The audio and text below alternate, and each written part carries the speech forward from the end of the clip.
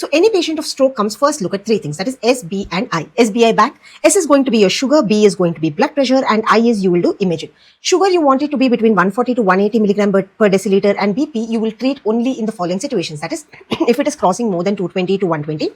If it is malignant hypertension, that is you're seeing any other end organ damage, like for example myocardial infarction, you're seeing that. Or you're planning for thrombolysis, in which situation you have to bring down the BP to less than 185 to 110. Okay. Then that is about S and B. Then coming to imaging. Imaging first you will do CT brain. CT brain, if there is no bleed, you are going to assume it to be infarction, isn't it? Now you're going to see whether the patient is within the golden window. That is, you will see whether the patient is less than 4.5 hours or more than 4.5 hours.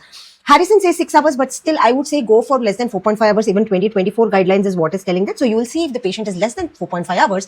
If there are no contraindications, you're going to go for thrombolysis. What are the contraindications? If the patient thrombolysis means you're going to dissolve the clot. So you don't want any bleeding. So any bleeding, BP more than 185, 110, recent MI or head trauma, any major surgery has happened in less than 2 weeks, or within 3 weeks any GI bleed has happened. So this is the contraindication. If there is no contraindication, you'll go for thrombolysis unless contraindicated. According to the recent guidelines, tenecteplase is indicated as the drug of choice. Earlier it was alteplase, now it is tenecteplase. Now, important thing that has come up in this guideline is that what? It's about a thing called wake up stroke. What is wake up stroke? The person has slept 7 hours back, like in a question, but you don't know when he got stroke. He just woke up and he realized one part of the body is not moving. So you don't know whether he got stroke 1 hour back or 2 hour back or 3 hour back. In this situation, what will you do? You will do a MRI with diffusion wave imaging and flare sequence. So in this, what is going to happen?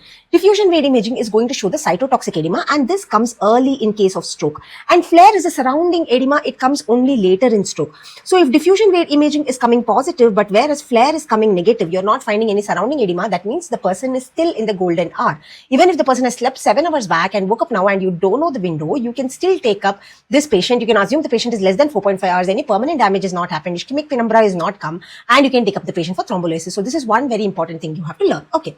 So you do the thrombolysis. Now, if the patient is more than 6 to 24 hours, what will you do? You will consider CT angiogram. Only after doing DWI flare sequence, you will consider a CT angiogram and you'll see a perfusion. If the perfusion is there, what will you do? You will do a thrombectomy. That is, at least if some blood flow is persisting, you're going to do a thrombectomy, especially if there are major vessel involvement like internal carotid artery or basilar artery or MCA part 2.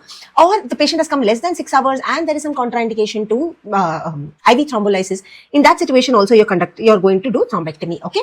And if there is no perfusion, if the damage is permanent, then you have to continue the patient for IP management. So this is what you have to learn about stroke. Now,